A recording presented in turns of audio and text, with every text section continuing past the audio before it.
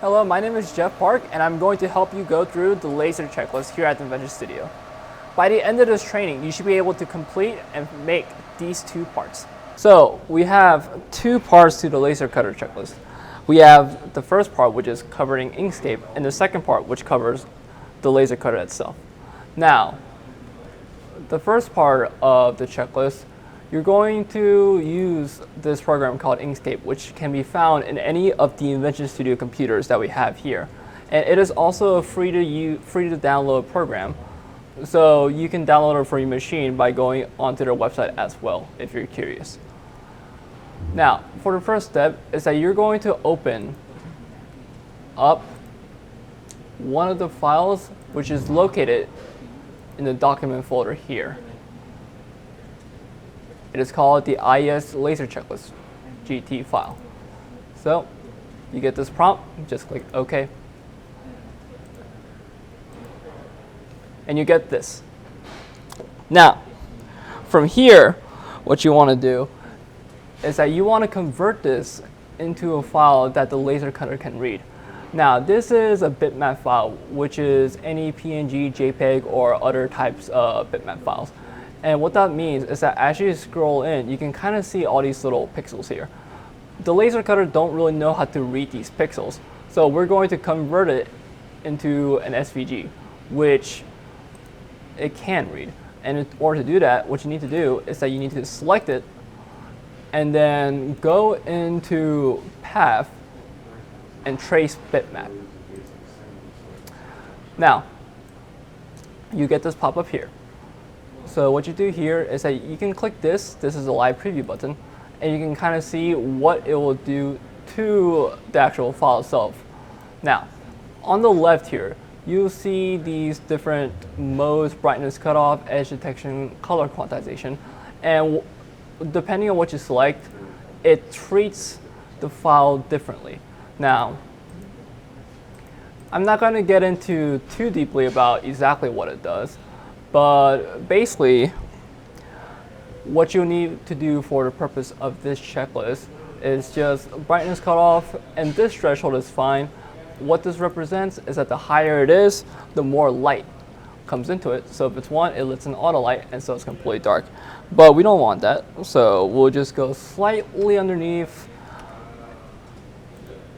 Anything can be fine here, because what's necessary is that we have the GT filled in clearly. And it is, so I'm just going to click OK, but you're free to mess with this however you wish. Now I got this. Now, as you can kind of see, if I zoom in, there's no pixels, which is great. Now, I'm going to get rid of this image because I have no need for it anymore. And I'm going to focus on this.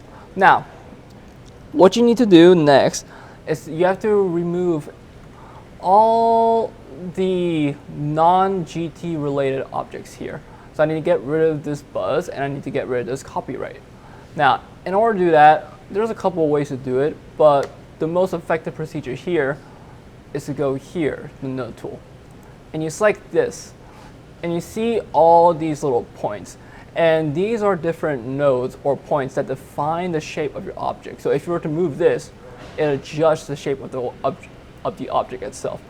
Now, bitmaps doesn't have this, so it will not work if you were to try to use this tool on a bitmap image.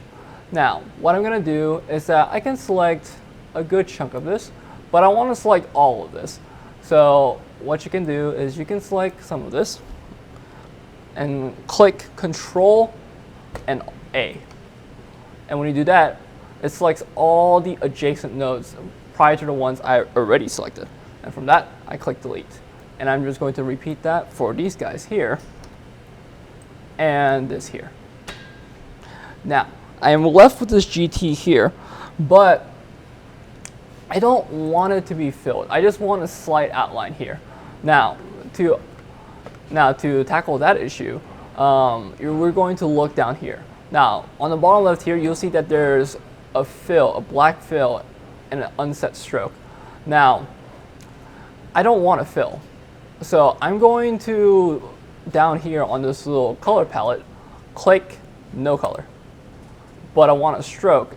So, and let's say I'll give it a red stroke.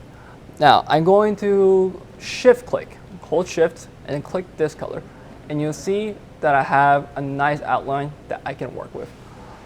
Now, there is a reason why I chose red as a color, but I'll explain that later in this video. Now, from there, I want to resize my GT to be 9" by 5.75 inches. And you can see its current size by going up here, changing the units into inches. And so this is the current size. Now, I can just adjust it. I just put 9 inches here and 5.75 here. I'm going to lock that. That's good. And I'm also going to move this to the origin of my document here. Now, I can always try moving it by itself like so, but you're probably not going to get exactly 0, 0. So what I'm going to do is here, this is the X and Y coordinate of the document itself, with the bottom left being 0, 0 respectively. Now I'm going to click 0 and put 0 here. Now the GT is located at an absolute 0, 0 in respect to this document. From there, what I'm going to do is that I'm going to place small circles here, which you're going to put screws in afterwards. But in order to make small circles, I'm going to go to the circle tool. Just like that. All right, after that, we're going to place circles for holes. And after that, we're going to add little circles here. And we're going to use those to put screws in. So I just clicked on the little circle tool here, and you should be able to make a circle like so. Now, we want these circles to be 0.15 inches, and I can do the same trick here before where I just manually put in the size. So I'm just going to do that.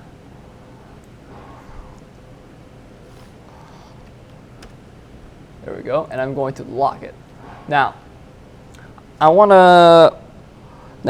2 of these, so I'm just going to right click and duplicate, and now I have 2. And now, in regards to the location of the GT, I want to place one of these at the position 5" by 1.5 and the other at 5" and 3". And I'm going to do that now. So I'm going to go back to the X and Y coordinate here. And for the X coordinate, I'm going to put 5" and 1.5. And likewise here, I'm going to put 5" and 3". There we go. And we're all set on that. And that is it for the first item for the Inkscape portion of the checklist. Now I'm going to move on to the second item. In order to do that, I'm going to open up a new document, and it should be in the same folder. It's called guide.dxf. When you do so, you're going to have this new pop-up, and you'll see that there's these different options for scaling here. You should put in manual scale, but the most important thing to look at is the manual scale factor, 25.4. If this does not seem familiar to you, it's a scale factor between inches and millimeters. Now, this is this is correlated between what the user had for his default unit when he or she exported. If they had it in inches, you're going to want to put it in 25.4. If it's in millimeters, you want to put it in 1. But the thing is, you won't really know, and they won't really know until you try it out. So for now, I'm just going to put it at 25.4 and just open it.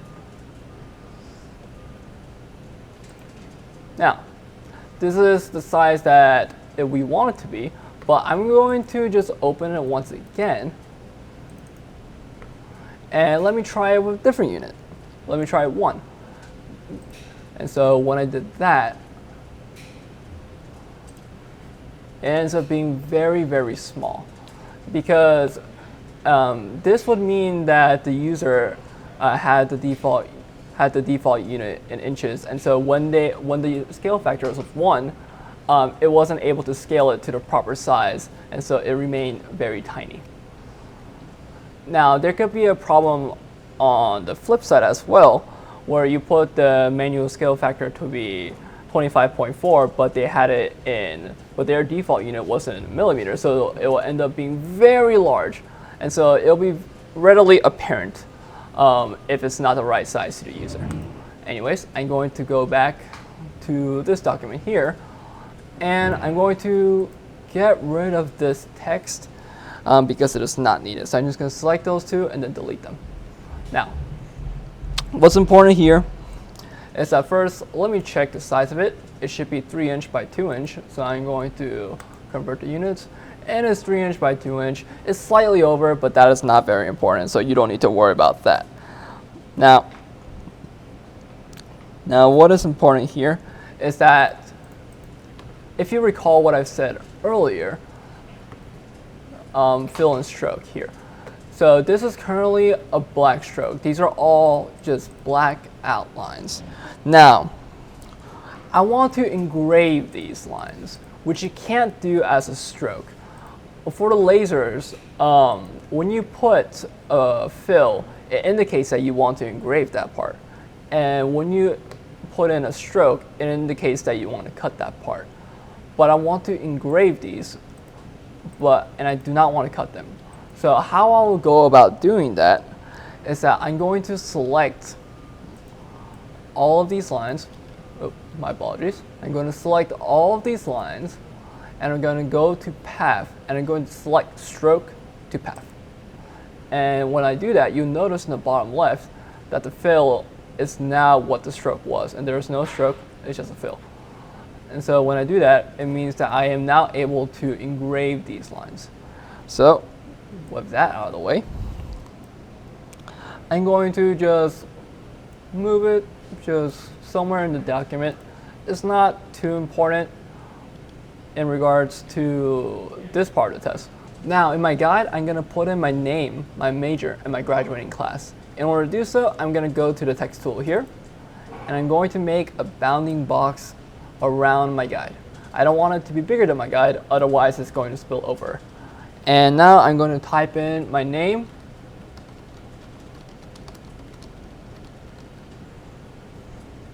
my major,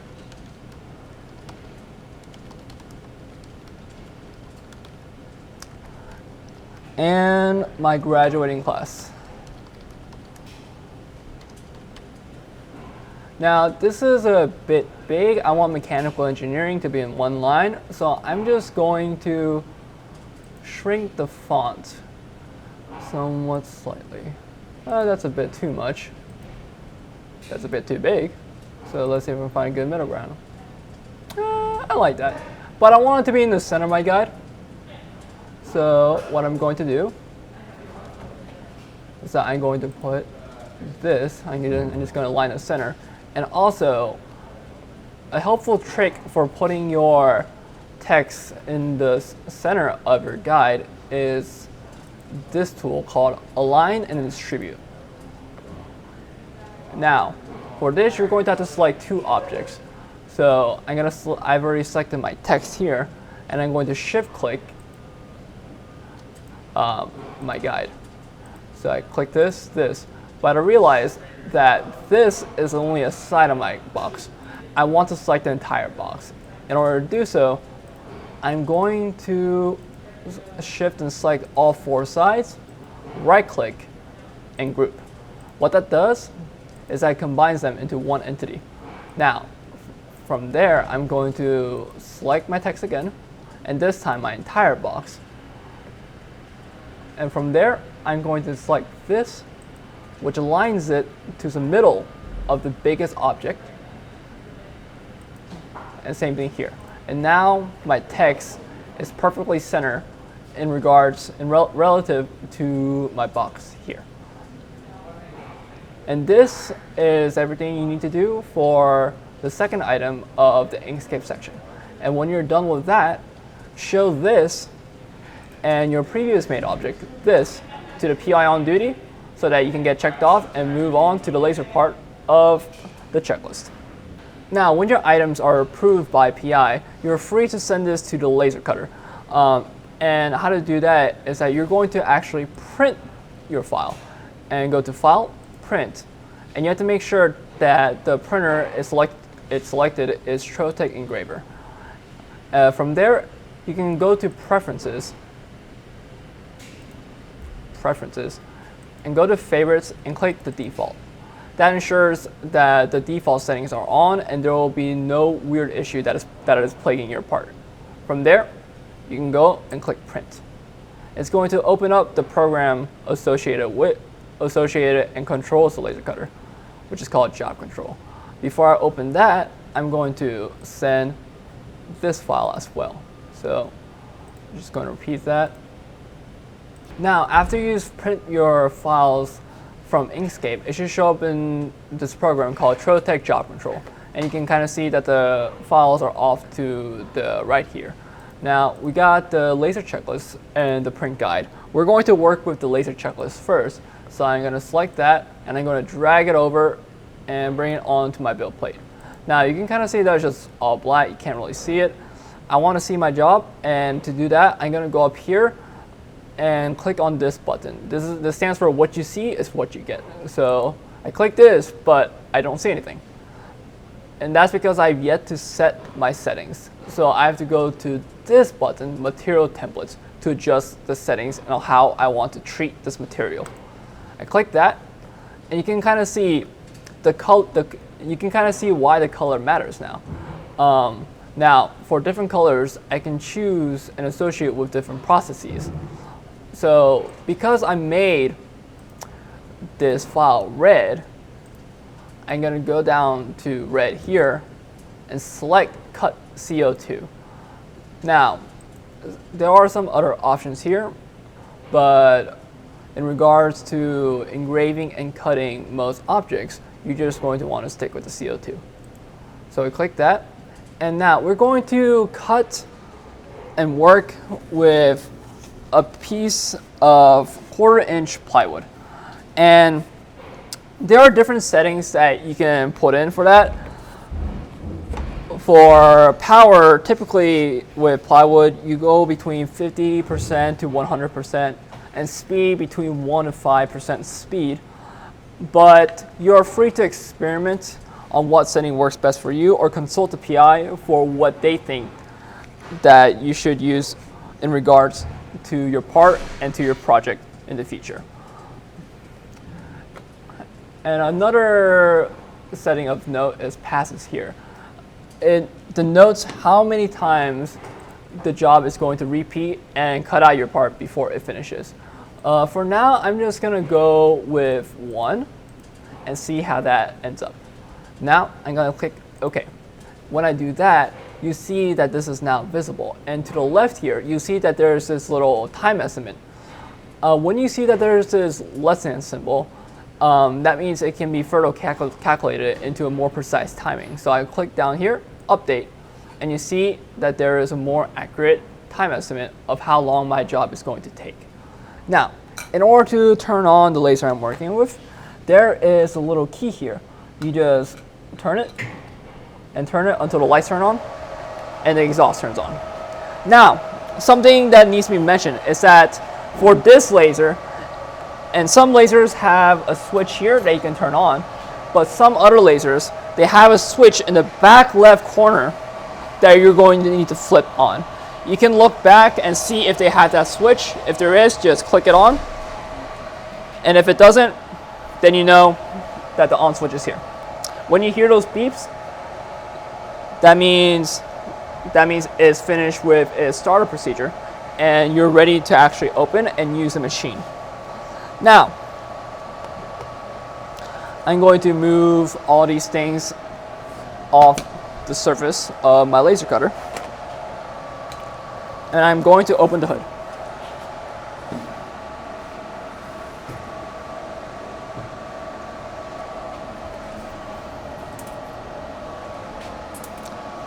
I'm going to place my material onto the build plate. From there, I need to focus the laser, which means that I need to raise and lower the build plate so that the laser cutter head is at an optimal distance for cutting and engraving procedures. So I'm going to move the head of the laser, and I'm going to hit these up and down buttons to raise and lower them. Now, how you'll go about actually focusing them is by using this little focusing tool. How you use them is that you go up to the right side here, and you may notice this little lip. You put the back side here onto this lip. Now, you have to make sure that the color here matches with the color of this. If it doesn't, that means the focus tool that you have on hand is not focusing the laser that you have. And you gently place this on until it just stays on, and then you raise the build plate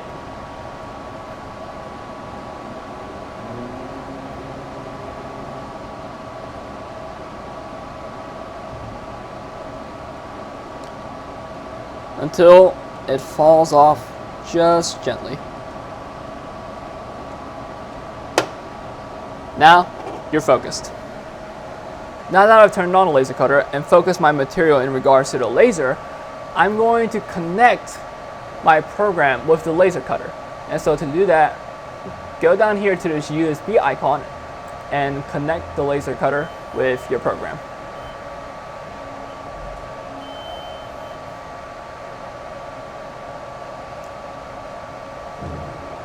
Once you successfully connect, you'll notice that there's now a cursor that indicates the location of the laser cutter head in regards to this online build plate here. And you're free to move the head, and notice how the cursor moves along, and you can position your job in regards to the cursor. As you can kind of see, it kind of snaps when it's near. And it doesn't necessarily just snap to a corner as well. It can also snap to the midpoint and all the other corners of your job. Now, the most important thing when you're trying to laser cut something is that you want to make sure that the file that you're laser cutting is within the bounds of your material. Because if it strays off the material and doesn't finish cutting, then that is detrimental to your project and just waste material that you brought in to actually cut. So you can check by moving the cursor and making sure that your material can handle the bounds of where the cursor actually goes. And another thing you can actually do is you can select your file, right click, and click Outline Job. Now, what this does is that the laser cutter, it reads your file and outlines the perimeter of your job, and you can kind of see whether your job will actually be within the bounds of your material or not. After running this, I see that it is, and so I'm going to cancel the outline. Now, once you're sure of the position of where you want to place your part, and you're sure of the settings that you set it to, and you focus your laser, now you're ready to run the job. And to do that, you go down here and click Start. Now you notice that you get this pop-up and it says no feedback from exhaust. And that is because here at the Invention Studio, we're using our own unique exhaust setup. And so the machine doesn't recognize that it's connected to the exhaust, but it actually is. So you do not need to worry about that, and just click OK. And the laser cutter will start cutting.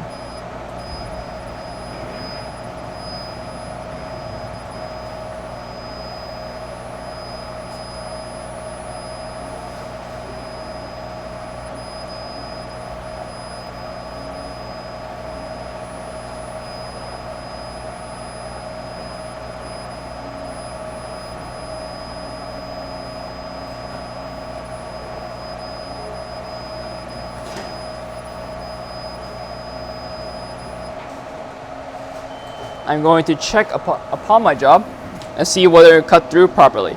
Now, you have to be careful. Do not suddenly take off your job. because there is a chance they may not have cut thoroughly. And in this instance, I don't think it did. Mainly, you can kind of see if you look closely here at these small little circles, you'll see that they kind of fallen through a bit, and that's normally indicative that it cut through completely. But for this GT here, it doesn't seem to share that kind of slack in appearance. So I'm going to check by holding down my part with one hand and just pushing down with the other to see if it has fallen through. And what you can also do is that you can hold this and try lifting it slightly somewhat. And if you feel resistance, which I do, that means you just want to run it again. So I'm gonna go back.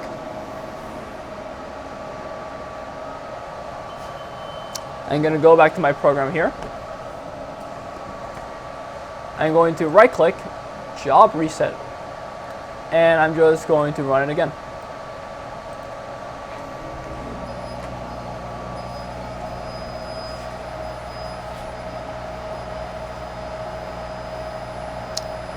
And when you laser cut, you may notice that there are some small flare-ups here, and that is fine as long as the flare-ups do not reach the actual laser head, and if it dies down within a couple of seconds. If you notice that it is a continuous prolonged fire, then contact PI immediately so that he can rectify the situation. Now I'm going to check again. I'm just going to move this.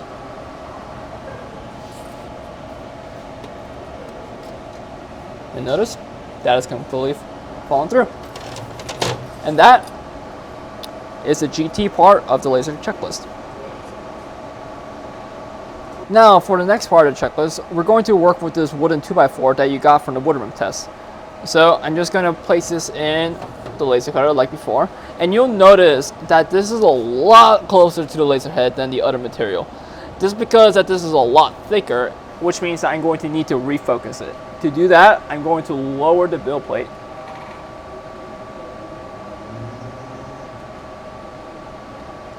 I'm going to move the laser to be on top of the material. And I'm going to put the focus here. And raise it gently until it just falls over.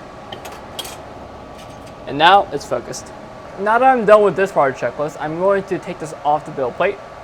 And I'm going to put the guide here. Now, I'm going to click on what you see is what you get. You'll notice that even though it's a different color and the setting for black has not been actually set yet, that you can see it. But we still need to set settings for the black color. So I'm going to go back to the material templates.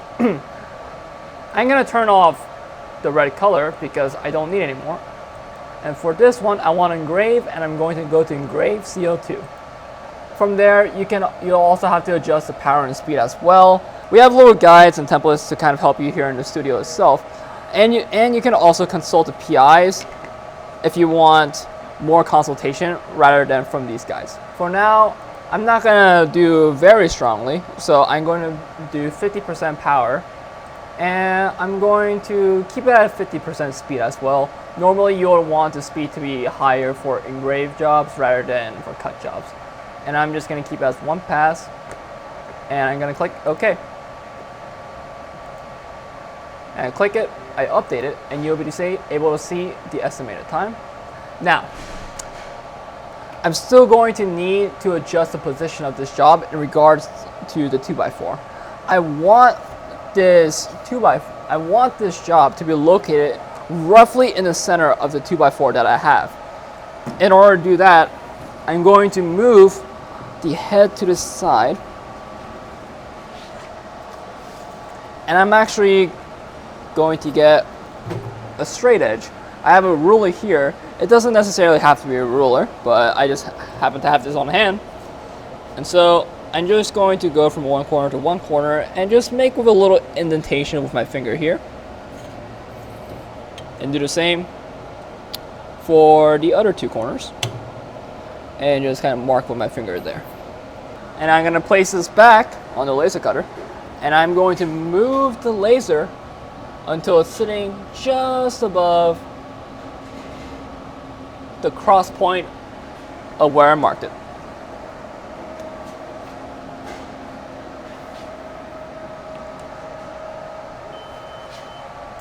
Now I'm going to move this job and snap its center to the cursor here. Now I know that I'm going to engrave all this in the center of the 2x4 that I have. Now that I know its position, and I've adjusted the material template settings, I am ready to start. So I'm going to go down here and click start.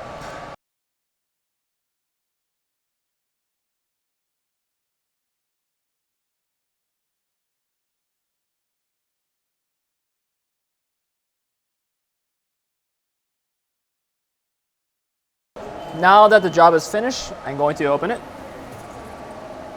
and I'm going to take it out. And here is your finished part. These are the 2 pieces that you need to show the PI on duty so that he can sign you off. And now you're done with the laser test.